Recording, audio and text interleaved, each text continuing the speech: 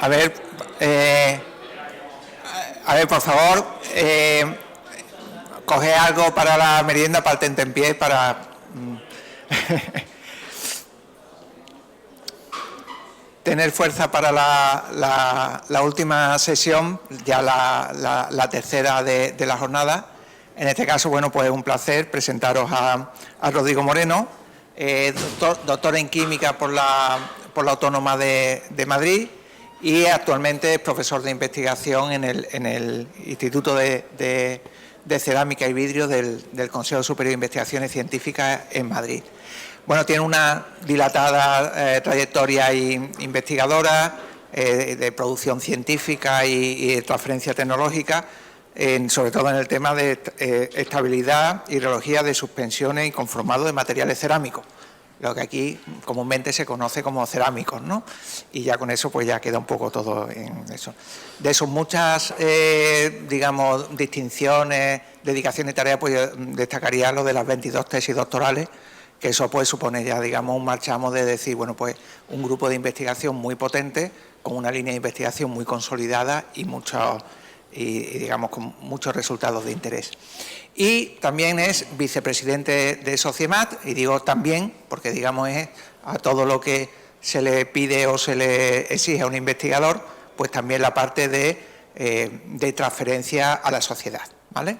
Y en ese sentido, bueno, pues nos va, digamos, él ha participado en numerosos proyectos de divulgación dentro de Sociemat, editor de una revista y participante en numerosos proyectos de divulgación científica. Y bueno, pues sin más le doy la palabra para que nos cuente aquello que nos interesa a todos. Muchas gracias, Rodrigo. Pues no sé si esto se oye, ¿se oye? Pues muchas gracias por la presentación, muy amable, y muchas gracias por la invitación para estar aquí con todos vosotros y espero pues no aburriros mucho. Es un placer siempre venir a Sevilla, claro, y luego en Sociemat pues tenemos siempre estas actividades del Día Mundial de los Materiales que se celebran en varios sitios. En Madrid tenemos un acto, como ya sabéis, aquí siempre se celebra también uno, en Barcelona, en Ciudad Real, y bueno, esperamos seguir aumentando y las actividades y la visibilidad a la sociedad de lo que se hace dentro del campo de los materiales y de su importancia no solo tecnológica, sino en la vida cotidiana, en todas las experiencias que tenemos. Entonces, yo quiero empezar mi película con esta escena que seguramente todos reconozcáis, ¿verdad? No sé si hay sonido ahora, a ver, perdonadme. Es que luego voy a necesitar el sonido, pero me lo han quitado.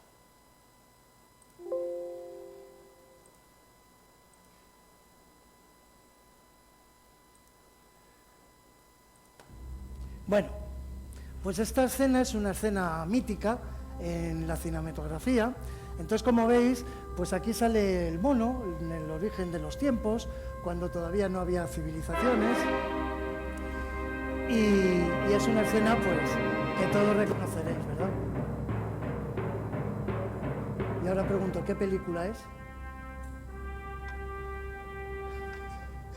Pero los jóvenes... Bueno, los jóvenes han desaparecido. Las batallas de los viejos no les importan nada. Los jóvenes... Bueno, pues aquí, como veis, el mono empieza a coger un hueso y empieza a jugar con él y empieza a dar golpes y empieza a descubrir que esos golpes pueden hacer daño. Empieza a descubrir que puede machacar y puede desplazar objetos y puede incluso pues utilizarlo como un arma ofensiva. Y entonces, como vemos, esta escena es muy significativa porque vemos cómo destroza el cráneo, puede utilizarlo para cazar, etcétera, etcétera.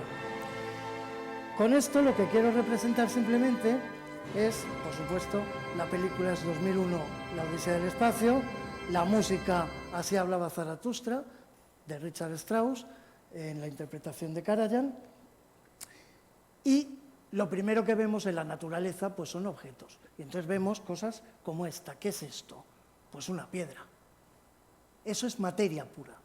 Pero claro, con la actuación del hombre, pues esa materia puede transformarse en algún objeto, por ejemplo, lanzas, hachas, etcétera, etcétera, como vemos por aquí, y entonces esta transformación es lo que llamamos procesamiento, que nos sirve para transformar la materia en un material. Esta es la historia de los materiales, entonces, como veis, pues es muy antigua, pero es muy importante porque las primeras civilizaciones, bueno, antes de las civilizaciones, los primeros homínidos, pues ya empezaron a utilizar lo que tenían alrededor, las plantas, la madera, lo que tuvieran alrededor, ¿no? Pero en ciencias materiales, en la prehistoria, de repente aparece el uso de cosas como la cerámica, en el Paleolítico ya, o se empieza a usar la piedra, la madera y el cuero, etcétera, etcétera. Incluso los materiales adquieren tal importancia que en el Neolítico hablamos de la edad de la cerámica. Y poco después está da paso a la edad de los metales. Y así tenemos la edad del cobre, la edad del bronce, etcétera, etcétera, ¿no? Como vemos aquí, pues empiezan a desarrollar tecnologías para, por ejemplo, el vidrio ya con los egipcios, o empiezan a forjarse los primeros utensilios de cerámica, vidriados, etcétera, etcétera, el vidrio y demás. Pasa la Edad Media y es hasta la Edad Moderna cuando empezamos a encontrar nuevos materiales. A partir de los siglos XVI a XVIII surgen ya los primeros cementos. Bueno, con la exclusión de los cementos en Roma ya se había hecho un cemento muy interesante, que es el de la cúpula esta que veis en Roma, que sigue indestructible, es una barbaridad. Y luego ya en el siglo XVIII empiezan pues los refractarios, la porcelana, el cemento Portland, etcétera, etcétera. Pero como veis, no es hasta el último siglo cuando se ha desarrollado de verdad la ciencia y la tecnología de materiales. Han surgido cientos de miles, en torno a 100.000 materiales creo que hay como registrados, de todo tipo, incluidos materiales compuestos y todos los que quedan por descubrir o por ver sus potenciales aplicaciones. Bueno, esta es otra representación de los materiales en la historia. Como veis, pues al final la historia es larga, pero la tecnología, la ciencia y tecnología de materiales es todavía joven, así que llevamos 100 años como mucho en donde podemos hablar de ciencia y tecnología de materiales, así que queda todavía mucho por hacer, así que ánimo a todos los que estáis estudiando. Y bueno, pues tradicionalmente los materiales se pueden representar en un triángulo de este tipo, donde tenemos los metales, que bueno, se caracterizan por ser elementos o aleaciones con enlace metálico, muy rígidos, muy deformables, muy tenaces, pero con alta reactividad, elevada tendencia a la corrosión y baja resistencia térmica.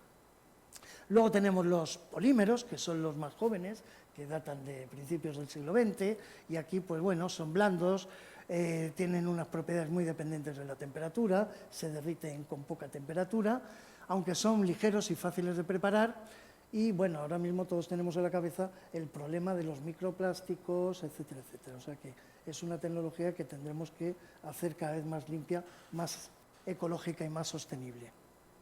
Y luego tenemos las cerámicas y los vidrios, que son sólidos inorgánicos no metálicos, que adquieren las propiedades con un tratamiento térmico. Son duros, estables y resisten muy bien la temperatura. A cambio, pues son frágiles, tienen baja resistencia mecánica y su procesado es más complicado que el de otros tipos de materiales. Pero además podemos tener mezclas de todos ellos. Entonces podemos tener cerámicas con polímeros, polímeros con cerámicas, polímeros con metal, metal con polímero, etcétera, etcétera. Con lo cual tenemos una enorme gama de posibilidades de materiales compuestos. Bueno, yo vengo de cerámica, entonces lo primero que piensa un ceramista es en el término cerámica en sí. ¿Y qué es esto? El que haya estado en Atenas, pues habrá visitado seguramente el Keramikos. El Keramikos es el cementerio antiguo, porque ahí se concentraron, empezaron a tirar vasijas de barro rotas y demás, y al otro lado del río pues se concentró una población que aprovechaba con el río, que ahora se ve seco en mitad del parque este, y ese río tenía unas tierras rojas muy plásticas, con interesantes propiedades, entonces se creó ahí el barrio de los alfareros. Y entonces eso es lo que da nombre a la cerámica, que viene del griego keras, arcilla, o que en lenguas indoeuropeas es quemar, o sea, arcilla cocida. ¿Y qué es un cerámico? Pues son sólidos cristalinos fabricados a partir de materiales inorgánicos que se moldean y se endurecen tras un tratamiento térmico. ¿Y cuáles son los orígenes? Pues los orígenes son el barro, claro. Lo que tenemos en la naturaleza es arena, barro y demás. Y cuando llueve, esta tierra pues se moja y empieza a tener cierta humedad y, bueno, pues tiene plasticidad. Entonces, los primeros pobladores pues vieron que dejaban la huella en el barro, la dejaban impresa, y uno más listo pues descubrió que además podía jugar con ella. Seguramente los niños del barrio empezaban a coger pellas de barro y hacer figurillas y a moldear. Y así empezaron a surgir las primeras vasijas de cerámica. Claro, estas vasijas resistían muy poco porque no estaban cocidas, pero bueno, podían contener ya alimentos e incluso a veces líquidos. Algún día yo me imagino la situación en la cena: niño, pon eso ahí a calentar. Y entonces el niño dejó la vasijita con la comida, pero niño, ¿dónde vas que lo has quemado? Y claro, eso hizo posible el endurecimiento de esa arcilla para transformarlo en un objeto cerámico. Entonces, de alguna manera, se llegó al paso de utilizar el fuego como elemento para dar la consistencia de vida a la cerámica. Y de así pudieron fabricar ya este tipo de utensilios, vasijas, recipientes, etcétera, que tratados con la temperatura resulta que ya eran densos y ya podían contener líquidos sin que se perdiera el líquido. Eso ya es un avance tecnológico importante. Pero claro, aquí mismo tenemos ya otro avance importantísimo, y es el descubrimiento de los procesos térmicos, el uso del fuego.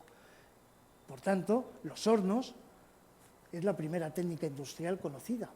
Esto ya es tecnología industrial, el uso del horno para endurecer materiales para alguna aplicación. Actualmente es un poco diferente. Esto es un horno túnel de los que se usan para fabricar sanitarios, simplemente. O sea, aquí pues tú introduces el sanitario recién colado y de aquí a aquí pues están ya en menos de 2 horas en todo el ciclo térmico. Entonces es un horno de túnel que es la última tecnología.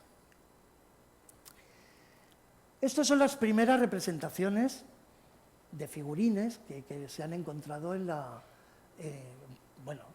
excavaciones. Entonces aquí vemos varias Venus que estaban de modas para representar la fertilidad de la tierra y de la procreación y todo lo demás. Entonces vemos aquí Venus de serpentinas, de marfil, de piedra, incluso esta que es Serbia, que es de cerámica. Y estas figurillas datan de 25.000 a 30.000 años antes de Cristo. O sea que realmente ya empezaban a conocer las posibilidades de la cerámica entonces. Estos son algunos restos que quedan de vasijas de barro, de China, de Japón. Una vez buscando esto encontré el periodo jamón. No es jamón, ¿eh? Yo, pues os hacéis ilusiones. Bueno, aquí vemos pues también otras vasijas de barro, como veis ya pues muy curiositas, con unas formas muy específicas, con asas, con decoraciones. Y estos son ya del Neolítico. Estas son unas vasijas de Anatolia de 7.000 años antes de Cristo. Y una de las técnicas que empezaron a utilizar cuando todavía no conocían el torno era hacer barritas de la arcilla y luego ir apilándolas e ir dando forma. Después, con un poquito de agua, la iban suavizando y iban consiguiendo la unión de los distintos cordones para formar la vasija continua. Otra técnica que empleaban era el uso de berberechos, por ejemplo, con las puntitas del lado de los berberechos marcaban y hacían este tipo de decoraciones. Entonces, como veis, tenemos ejemplos para todo, y esto es a lo mejor de hace 5.000 años antes de Cristo y demás.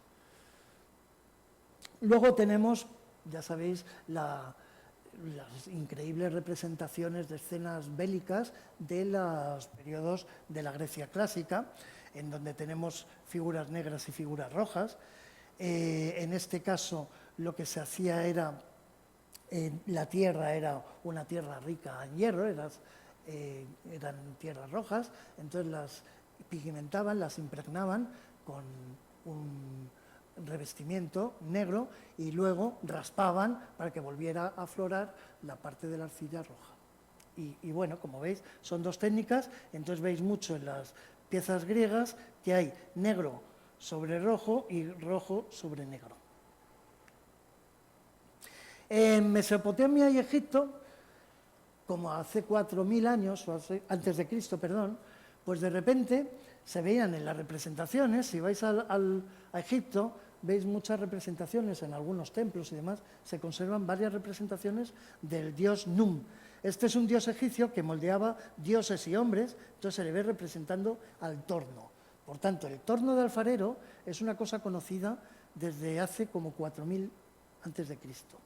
Es decir, que ya esto es la primera tecnología de procesamiento existente en el mercado. Como vemos, ya en realidad hemos hecho muchas cosas, pero también hicieron muchas cosas desde antiguo, ¿no?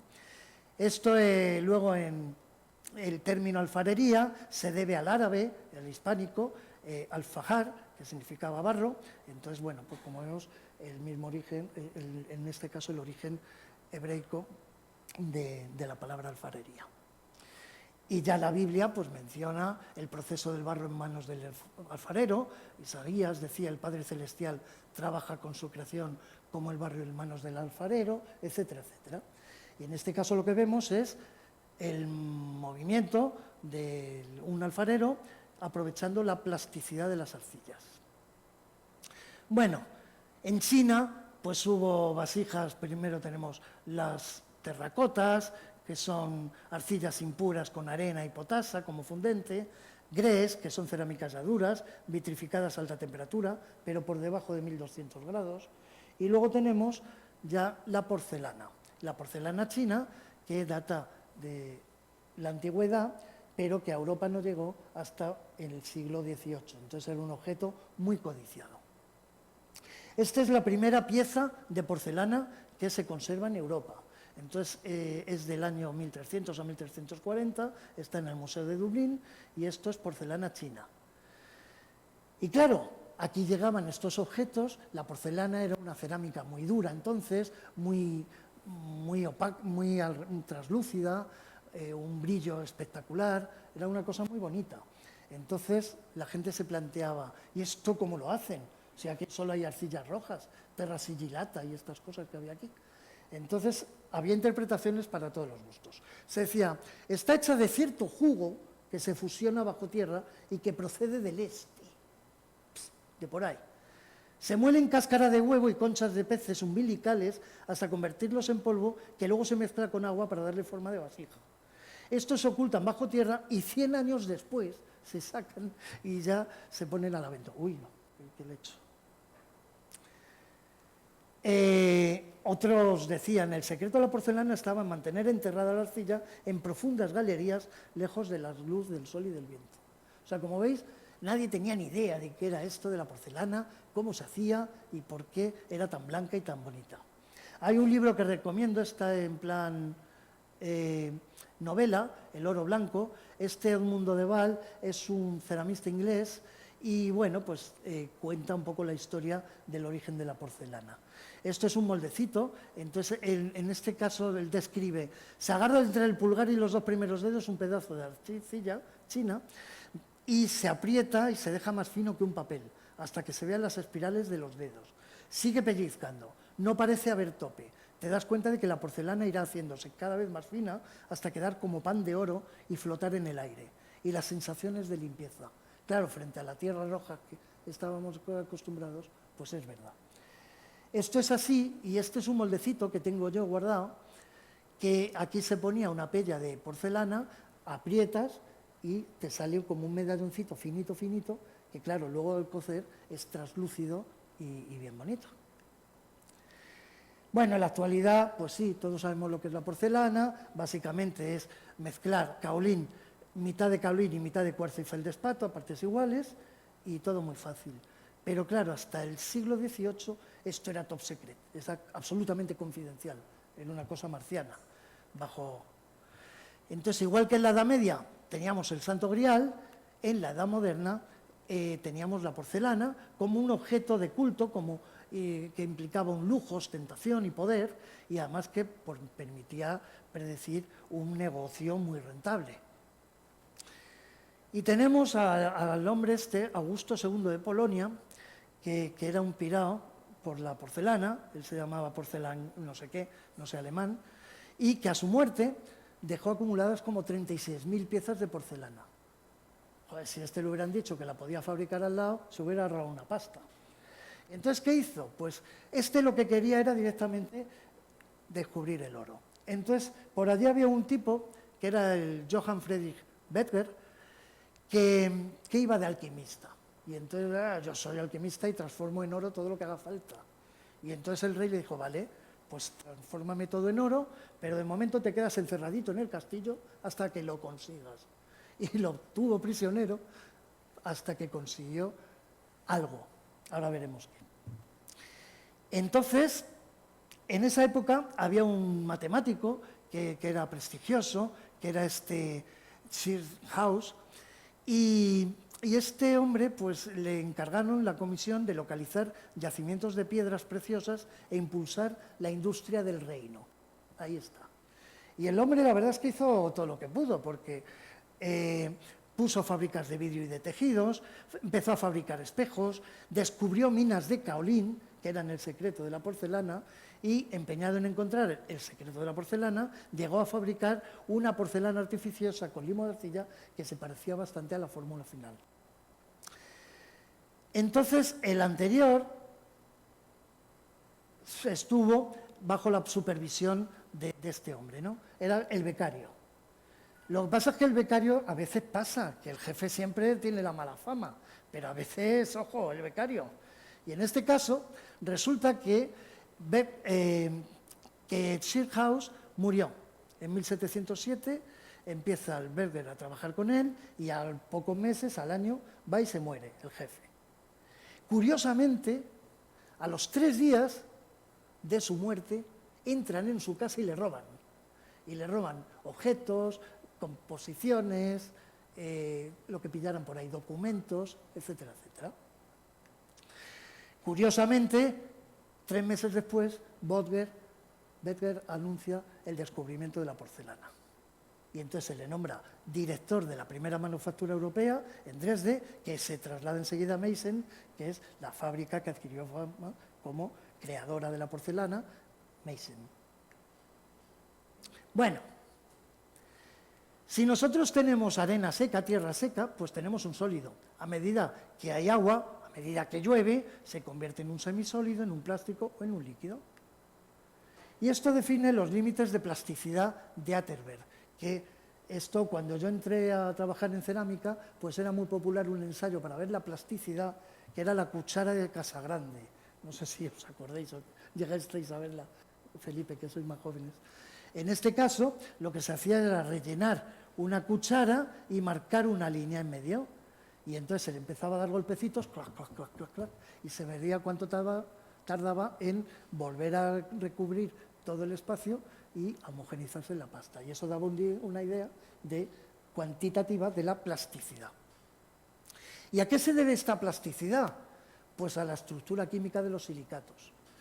El óxido de silicio forma un tetraedro con el silicio en medio y los vértices ocupados por oxígenos. Pero estos tetraedros se pueden unir con 2 unidades formando los disilicatos, o pueden formar estructuras cíclicas, los metasilicatos, o pueden unirse y formar cadenas y cadenas, que son los silicatos laminares, los filosilicatos. Y en estos, la estructura es tal que tenemos capas de oxígenos y oxidrilos, y aquí los átomos de los metales. Entonces, cuando se hace una fuerza tangencial, podemos desplazar esas capas, y esto es lo que permite esa plasticidad de las arcillas. Esto es una foto de un kaolín con el que estuve trabajando, como veis, son silicatos laminares, que vamos, y son capas, ya veis, de unos 100 nanómetros, por tanto, son nanomateriales. Un kaolín normal y corriente. Bueno, volviendo al diagrama de antes, cuando aumentamos el contenido de agua, pasamos de un sólido a un líquido y entonces podemos procesar el material. Si está seco, solo podemos compactarlo con presión. Si está húmedo, podemos ir a técnicas de moldeo, desde el torno a la extrusión, como la fabricación de churros, o a técnicas de suspensiones, como en el colaje. Por tanto, la plasticidad determina la moldeabilidad y, a su vez, esta es el conformado. Podemos conformar piezas. Y, para hacer esto, sabemos que la plasticidad determina la fluidez. Y la fluidez se estudia con la reología, el estudio del flujo. Por tanto, para fabricar cerámicas a partir de suspensiones, necesitamos controlar esas suspensiones, que sean estables. Y con eso conseguiremos materiales homogéneos. Y para eso podemos utilizar dos grandes grupos de técnicas. Mediante suspensiones diluidas, yo no toco nada, o mediante suspensiones concentradas. Y así podemos estudiar las propiedades coloidales y la reología. Ahora veremos un poco qué es. Vamos a hablar de coloidequímica, que es muy divertida, ya lo veréis. Si tenemos unas partículas en un medio líquido, lo que tenemos son partículas diferentes ahí que tratan de interaccionar con los vecinos, como cuando vas en el transporte público. Y entonces surgen varias cosas. Por una parte, hay una atracción inevitable que es debida a las fuerzas de Van der Waals. Y esta no la podemos evitar, porque son dipolos que se inducen instantáneamente. Entonces tenemos interacciones de atracción. Pero luego podemos introducir cargas o lo que sea. Perdón, esto es una lagartija, una salamanquesa. Estas fuerzas de Van der Waals sirven precisamente para que la salamanquesa pueda andar por la pared, porque tienen en las patas un montón de flagelitos súper cercanos. Entonces estos lo que hacen es, hay interacciones de Van der Waals atractivas que les permiten trepar por las paredes. Es interesante, ¿verdad? Porque es una atracción puramente física, no química como estamos acostumbrados. Bueno, por otra parte, hay una tendencia a separarse, a repelerse, cuando las partículas tienen la misma carga. Y en este caso, además, podemos tener otras fuerzas que yo llamo las BI, porque son oscilatorias, que pueden ser atractivas o repulsivas, y son operativas a muy pequeñas distancias. Pequeñas del orden de unas pocas veces el diámetro de la molécula del disolvente. O sea, pequeñísimas. Hablamos por debajo de 2 nanómetros. Y estas tienen que ver, como digo, con las interacciones partícula-disolvente, y hay también interacciones entre las propias moléculas de disolvente. Por si fuera poco, tenemos movimiento browniano cuando hay partículas pequeñas, que vemos, por ejemplo, cuando vemos en ventana la luz difractada, vemos cómo las partículas de polvo están flotando, eso es movimiento browniano. Tenemos la energía cinética, cuando usamos agitación para preparar la suspensión, fenómenos de capilaridad, sedimentación y la gravedad, que siempre está presente. Entonces, como digo, tenemos atracción, fuerzas de atracción, y nuestro objetivo es conseguir estabilidad. Entonces necesitamos provocar que la repulsión sea mayor que la atracción. Y esto lo podemos conseguir con varios mecanismos. Por una parte tenemos la presencia de cargas, mecanismo electrostático, mediante absorción de polímeros o con polímeros cargados. En el caso de los polímeros, ¿qué es lo que hacen? Cuando nosotros tenemos fuerzas de Van der Waals, las superficies se tocan y se producen aglomerados. Y esto es catastrófico porque introducimos heterogeneidades en el material. Y luego en el horno nos va a estallar. Entonces lo que queremos es tener mezclas homogéneas. Y entonces, si yo recubro las partículas con un polímero, entonces ya las superficies no se tocan. Luego ya no hay un contacto directo y puedo volver a separarlas. Entonces ya no tengo ese problema que tenía antes. Y entonces tenemos unos polímeros que se absorben y evitan el contacto, y otros que se extienden a hacia el medio y empujan a la partícula que viene. Es decir, actúan como un escudo, para que lo entendáis. Aquí hay muchos sitios libres, sitios superficiales libres. Si cae una gota de agua, la detecto. Aquí, si cae una gota de agua, no me entero. Entonces, esta es la diferencia, ¿no? La absorción completa o no. Yujú. Bueno, esto es el parámetro que utilizamos para ver la estabilidad, que es el potencial Z, que no voy a hablar de él, venga, fuera. Y el otro parámetro es la reología. Reología es el estudio de la deformación y flujo de la materia. Y entonces viene de bueno, ya sabéis, de la filosofía de Heráclito, que hablaba del devenir de las cosas, pantarrei, todo fluye, el fundamento de todo está en el cambio incesante de las sustancias. Y entonces, en un congreso de plasticidad, en el año 1929, se reunieron los coleguillas y dijeron, oye, ¿por qué no inventamos un término que describa esto? Y se inventaron el término reología. Reo, flujo, logía, estudio, estudio del flujo. Bueno, pues en esto, pues ya todo fluye, y ya el profeta Débora, después de la victoria sobre los filisteos, declamaba que las montañas fluyen delante del Señor. Bueno, os parecerá un poco chorra, pero esto es una foto que he sacado yo en el pueblo, al lado del Alto Tajo, y veis esos pliegues fantásticos que son capaces de hacer una montaña, vamos. O sea, las cosas fluyen. Ahora, se toman su tiempo.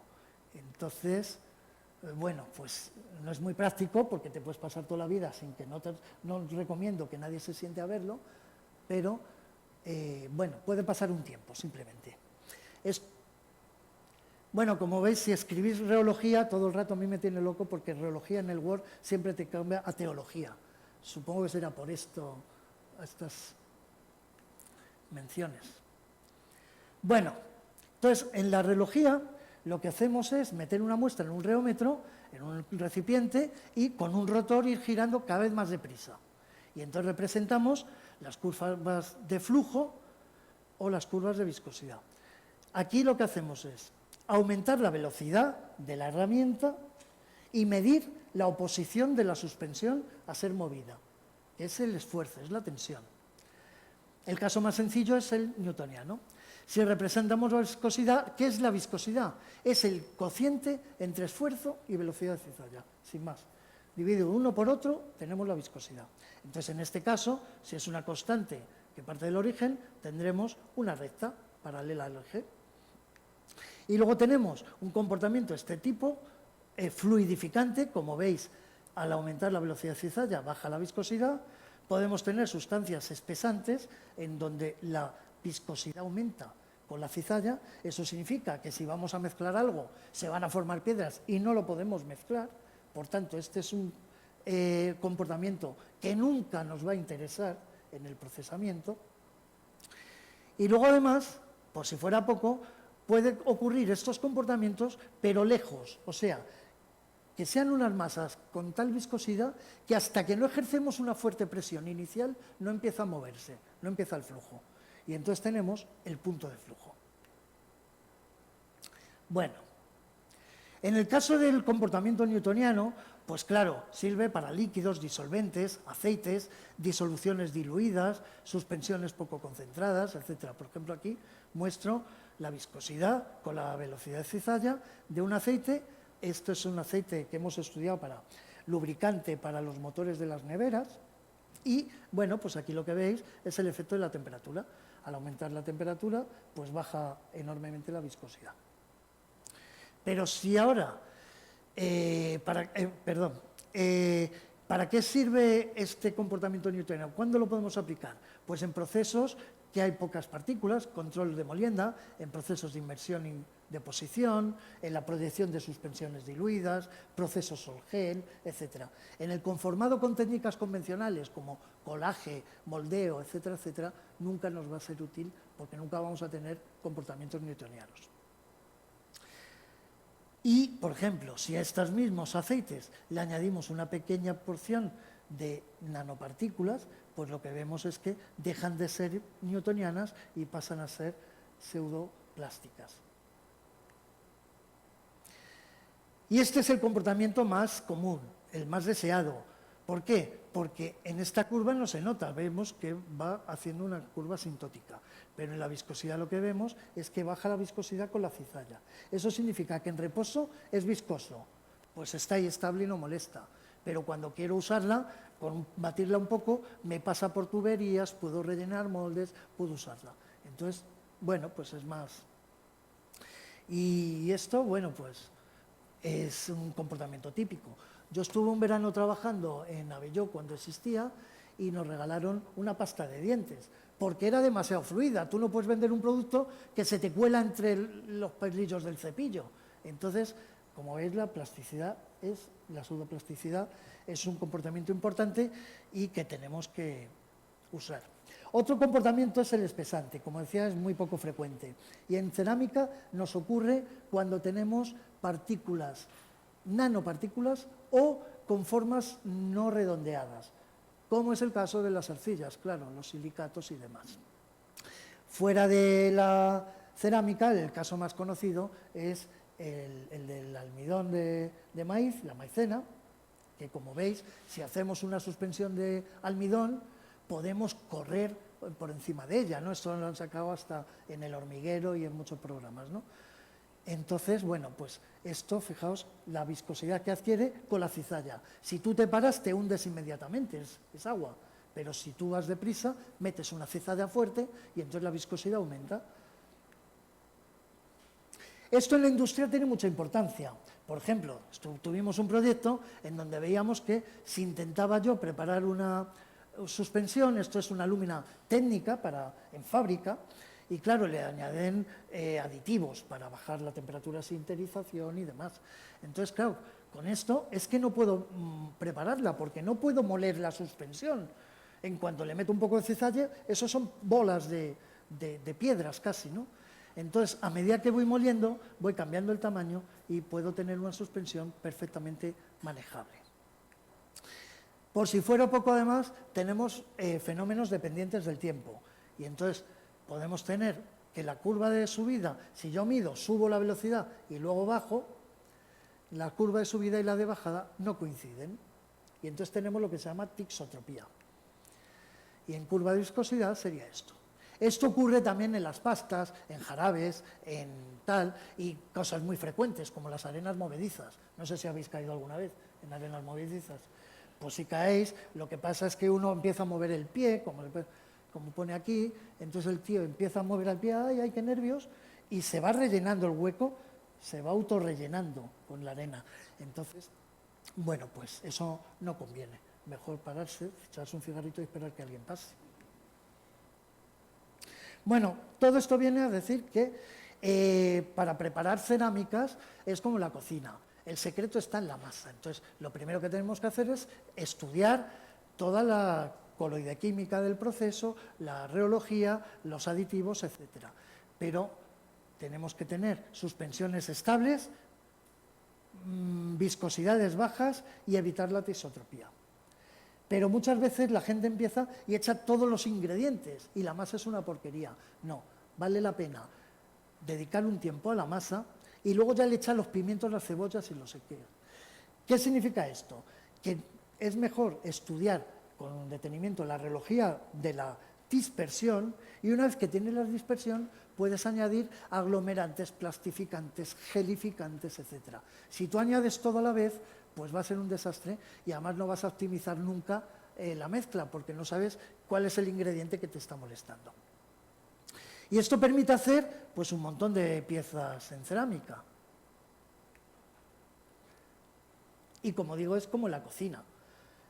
Las etapas, partimos de materias primas, acondicionamos las materias primas, echamos aditivos, los metemos al horno, se mecanizan y el conformado final. O sea, exactamente igual que la cocina, como veis. Pero aquí hay una diferencia enorme. Un chef te dice, es que yo parto de productos de excelente calidad. Nosotros, pobres botijeros, partimos de eso. Y a partir de ahí tenemos que hacer primero el pollo y luego todo lo demás. Claro, no es lo mismo. Que así yo también soy gran chef. Claro, es que la parte más difícil ya se la han solucionado, que es la materia prima. Bueno, y entonces podemos fabricar objetos por prensado, por moldeo plástico o con suspensiones. No voy a entrar más. Y esto nos permite, por ejemplo, yo, claro, me gusta hablar de las suspensiones y del colaje, que es lo que yo empecé desde pequeño. Desde tan pequeño como esto. Bueno, en el colaje lo que hacemos es preparar una suspensión y se vierte en un molde de escayola. Este es permeable, entonces permite absorber el agua por capilaridad y de esa manera lo que tenemos es que va chupando agua y se van pegando las partículas a las paredes del molde. Entonces se va formando una torta de material consolidada a las paredes del molde. Cuando el espesor que tenemos es el que queremos, eliminamos el exceso de suspensión, se nos queda pegada la pieza al molde y esto sigue secando por capilaridad, contrae un poquito y lo suficiente para poderle darle la vuelta a la pieza y extraerla. Y de aquí ya al horno y demás. Bueno, esto es prehistoria, esto era ya mi tesis, hablo del año 88, ha llovido, y ahora todo el mundo hace esto por fabricación aditiva. La verdad es que es mucho más fácil hacerlo por colaje, no es por nada. Solo necesitamos un agitador y un molde de escayola, ¿eh? En fin, bastante más barato. Pero si queréis complicarlo, podéis ir a Gradó, que os pueden vender esta carroza del siglo XVIII, que vale solo 40.000 euros, está en oferta, es una serie limitada, yo os aconsejo que no perdáis el tiempo. Pero claro, técnicamente esto es una maravilla, porque a mí me contaban los de Lladró, claro, cuando yo empecé en colaje nadie hacía colaje en España, porque soy ya muy viejo. Entonces, mi única referencia era Lladró. Entonces yo siempre, para todo, el evaluador de mis trabajos, todo siempre era don Claudio Guillem, que era el director técnico entonces. Y yo, don Claudio, mira a ver esto, ¿qué te parece? Claro, el hombre encantado. Y claro, es que Lladró tiene ya mucha pericia en la construcción, es artístico, pero para fabricar una pieza como esta, me contaban, tienen allí una en Manises, yo creo que han utilizado entre 600 y 800 moldes de escayola para fabricar las distintas piececitas que luego van juntando hasta formar toda la caballeriza. Telita, tiene trabajo, ¿eh? O sea que nada, un chollo por 40.000 euros es un chollo. Bueno, cuando tenemos las suspensiones con el potencial Z, lo primero que tenemos que hacer es estudiar el potencial Z, porque aquí lo que vemos es que en función del pH vamos a tener condiciones muy poco favorecedoras. Debería aparecer una manda, pero no aparece. Bueno, pues el caso es que aquí necesitamos, para preparar buenas suspensiones, que el valor de potencial Z sea alto. Otro día os explico lo que es el potencial Z, pero es un término que se puede medir, es un parámetro que se puede medir. Entonces, para que sea alto, mayor de 20, 25, 30 milivoltios, tenemos que ir a pH 3 o a pH 12. Esas son condiciones salvajes, eso ya está prohibido en cualquier legislación. Porque, claro, te tragas ahí todo el cloro, ¡buah! Se monta terrible. Pero si nosotros usamos los polímeros que os decía antes, los polielectrolitos, son polímeros cargados, se absorben a la superficie de la partícula y entonces esas curvas de potencial Z cambian y se desplazan hacia la izquierda. Y entonces ahora tengo que a pH neutro puedo trabajar perfectamente con suspensiones con un elevadísimo potencial Z, aunque sea negativo, y por tanto muy estables. ¿Qué es lo que hace esto? Que podemos tener una buena dispersión de las partículas, de manera que luego nos da un buen material. ¿Cuál es el problema aquí? Que yo he utilizado un polvo submicrónico y una titania nanométrica. Y lo de siempre, te crecen los enanos. Entonces, claro, mientras tengamos estas técnicas de sinterización convencional, los enanos nos van a crecer. ¿Cómo lo evitamos? Con técnicas de sinterización no convencionales, que ahí podríais seguir vosotros ya la charla, Felipe y tal. Y aquí lo que hacemos, en este caso, por Spark Plasma Sintering, pues es una cocción muy rápida, en donde vemos que se depositan las partículas de la titania que ha reaccionado con la alúmina para formar ya directamente el titanato de aluminio como fase reforzante dentro de la matriz de alúmina. También podemos usar heterocoagulación. En este caso, por ejemplo, si tenemos partículas gruesas, la rodeamos de partículas finas.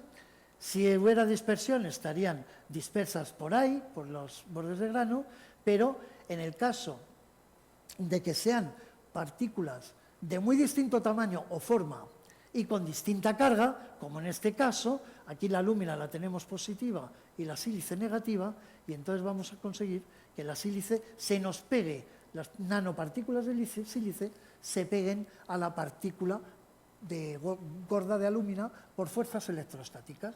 Y entonces en esa zona se genera una reacción de alúmina con sílice para formar en el horno la mullita, lo que se llama sinterización reactiva.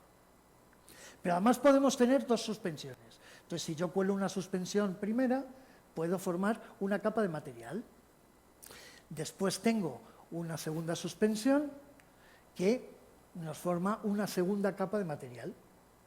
Y a partir de aquí ya puedo jugar y puedo decir, bueno, pues puedo colar una tercera capa que sea otra vez la primera, y entonces tengo material multicapa, o puedo colar material con composición que va evolucionando, en función gradiente.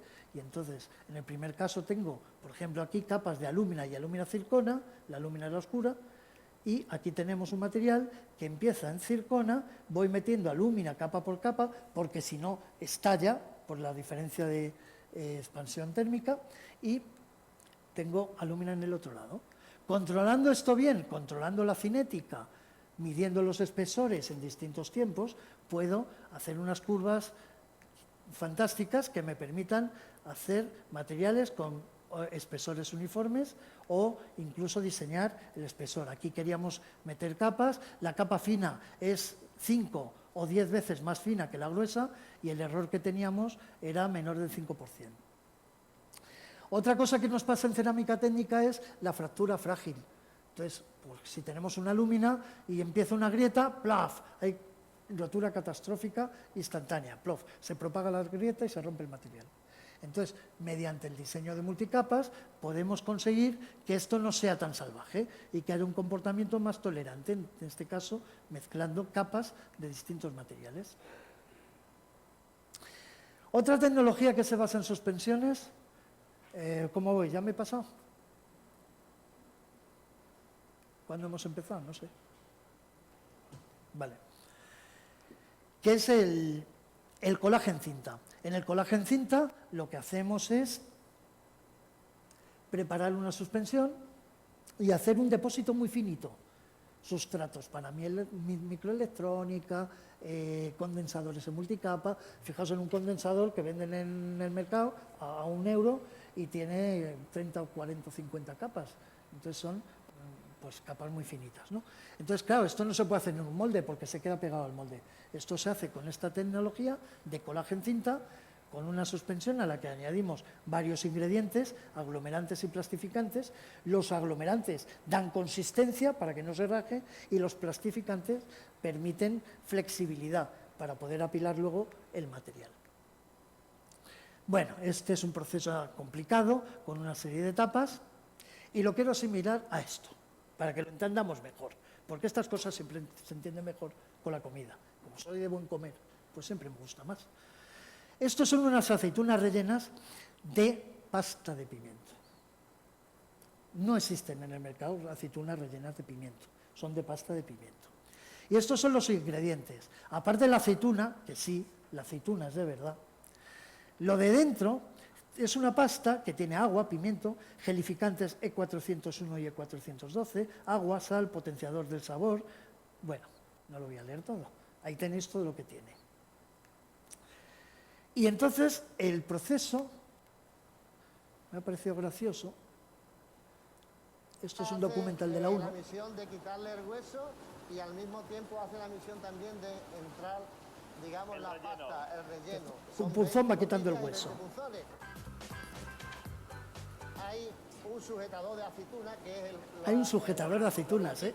Al mismo tiempo le va entrando la boquilla. La boquilla le hace el corte para que salga el hueso. Entonces, por una parte va pulsando el hueso y por otra... Bueno, por eso tiene la forma esa de cruz. Ese es el punzón que saca el hueso. El punzón que saca el hueso. ¿A que vais a comer aceitunas de otra forma a partir de ahora? Os prometo que sí. Para que no chafe digamos, la aceituna. Para que no chafe la aceituna, si lo dice claro, hombre. Aceituna en 2 movimientos. Primero, Entonces es toda una tecnología y una deshuesadora, etcétera, etcétera, ¿no? Penetra en la oliva hasta sacarlo. Posteriormente, en el interior de la máquina se introduce el trozo de pimiento. El hueso ya cae. Entonces la aceituna Bueno, esto ya lo cuento, podéis ir viéndolo mientras, porque cuando estuve yo trabajando con gelificantes, me encontré con que el mayor productor de algas del mundo estaba en Burgos. Venga, explíqueme las algas de Burgos. Y ellos utilizaban esto. Y entonces este hombre, el director técnico, en Córdoba tuvo problemas porque, claro, un pueblo vivían todas las mujeres de meter pimientitos. Y entonces este hombre fue el precursor en meter la pasta de pimiento con el alginato. Entonces, claro, le echaron del pueblo escoltado por la Guardia Civil, porque, claro, se quitaba a todos los trabajadores del pueblo. Todo un problema. Y esto pues se puede aplicar en cosas como las pilas de combustible, en la energía, tan de moda actualmente, etcétera, etcétera. No lo voy a explicar, es un dispositivo electroquímico en el que tiene lugar una serie de reacciones químicas y que convierten el hidrógeno y el fuel que se introduce en agua y oxígeno. O sea que, la verdad, parece muy limpio y muy ecológico y demás, aunque sigue teniendo bastantes dificultades.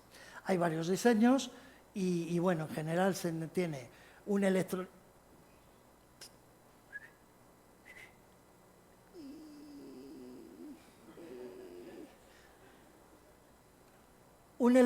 y los electrodos. En general se soportan en el electrolito, nosotros estamos trabajando ahora soportada en el ánodo, entonces el ánodo, pues en este caso nosotros estamos usando níquel con circona, que es lo más típico. Pero en vez de cúbica, como estos tienen una función estructural en este caso, estamos usando níquel con circona tetragonal. Y luego, pues, hacemos el tape casting, el colágeno cinta de las cintas con estos materiales que hemos puesto aquí y se obtienen cintas, pues, como esta. En el material no he traído, podría haber traído, pero es un material flexible que lo podemos enrollar. Bueno, esta es la reología que no nos interesa. Y entonces este es el material. Si nosotros añadimos, esto es como las 7:30, mal si no llegas, pero hay de ti si te pasas. Entonces pasa igual. Entonces en las 7:30, pues si echamos poco aglomerante, pues hay grietas, no tiene consistencia para que al eliminarlo del soporte no se formen grietas. Entonces vamos a tener un material que se raja y cuando metamos esto en el horno, se va a destrozar. Sin embargo, si aumentamos la concentración de aglomerante con 15 y 20%, pues vemos ya que tenemos un material perfectamente flexible, que se puede manejar, etcétera, etcétera. Y en este caso, además, pues bueno, veis que la contracción que sufre el material solo de secado es del 50% en el espesor. O sea que si yo quiero tener, en este caso, parto de 600 micras o 650 y tengo 330. O sea que tenéis que tener en cuenta, esto lleva consigo importante contracción y, por tanto, posibles defectos. Esto es lo mismo con el electrolito, que en este caso es circona cúbica. Y aquí vemos como si hay poco aglomerante, pues hay grietecitas. Entonces, cuando añadimos más aglomerante, pues tenemos ya una formulación perfectamente homogénea y la cinta es flexible, la podemos enrollar y cuando queramos podemos cortar de aquí un trozo y hacer otras cosas. Esto me lo salto. No. ¿Qué otras cosas? Pues, por ejemplo, a partir de esta cinta, ahora decido, esto es el electrolito. Digo, bueno, pues ahora le puedo acoplar, pegar por el otro lado el cátodo. En este caso se utiliza una manganita de lantano. Y esto es una suspensión de la manganita de lantano y la hacemos simplemente por inmersión, el dipping, el dipeo, con las tortitas mexicanas. Entonces, ahí va, perdón. Ahí va. Esto, no, que estoy yendo al revés. Entonces, introduzco la cinta en verde en la suspensión y formo un recubrimiento. Después puedo ampliar estos recubrimientos y meter al horno. Y entonces ahora tengo el material de circona perfectamente denso, que es lo que quiero, con un material poroso que es lo que quiero, del cátodo para permitir la salida de gases, la movilidad ion y huecos y electrones. Pero además puedo jugar con distintas composiciones, puedo recubrir unas capas y otras no, entonces si recubro una sí, una no, una sí, una no, puedo formar un material en donde hay capas gruesas y entre medias capas muy finitas, tan finitas como esta que se ve aquí, que es que ni se ve. En este caso hemos conseguido poner una capa de una partícula, o dos si son pequeñas, que es lo más gracioso, porque el espesor es bastante constante y hay una partícula más gruesa y a veces hay dos que son pequeñitas, pero mantiene más o menos el espesor. Además, controlando suspensiones y añadiendo aditivos o jugando con procesos, podemos fabricar materiales porosos, filtros para catalizadores, todos los que hemos hablado antes. Podemos usar método de impregnación, una suspensión, la metemos en la pasta cerámica, la sacamos, luego calcinamos y entonces la esponja que hemos usado se quema y son los agujeros del material final. Podemos usar almidones que dejan agujeros grandes. Podemos usar aquí fructosa, por ejemplo, en protección por plasma. Proyectamos contra un sustrato metálico y deja esta forma de coliflores que es muy deseada en los recubrimientos para barrera térmica. Podemos usar gelificantes como el agar, y aquí dejamos estos poros. O podemos usar liofilización. Entonces lo que hacemos es preparar una suspensión, colarla, inmediatamente congelarla con nitrógeno líquido. Y entonces se hiela el líquido y entonces se forman columnas de hielo de abajo arriba, porque enfrío de abajo arriba, y eso luego cuando lo sublimo en un liofilizador pasa de sólido a vapor y me quedan los agujeros. Entonces tengo canales direccionales para, por ejemplo, permitir el paso de líquidos o incluso de otras cosas. Y luego tenemos todos los métodos de fabricación aditiva que utilizan suspensiones, que son también muchos, y con los cuales podemos diseñar mediante AutoCAD estructuras variopintas y con retículas de distinta forma. Podemos hacer piezas sólidas, pero sobre todo lo más interesante es que podemos diseñar agujeros complicadísimos, estructuras reticulares y filigranas que no se pueden hacer de ninguna otra forma. Entonces, esto es un resumen. Solo quiero, gracias Felipe, gracias al departamento y a todos por invitarme y nada más. Esto era todo lo que tenía que contar. Ya lo despedí.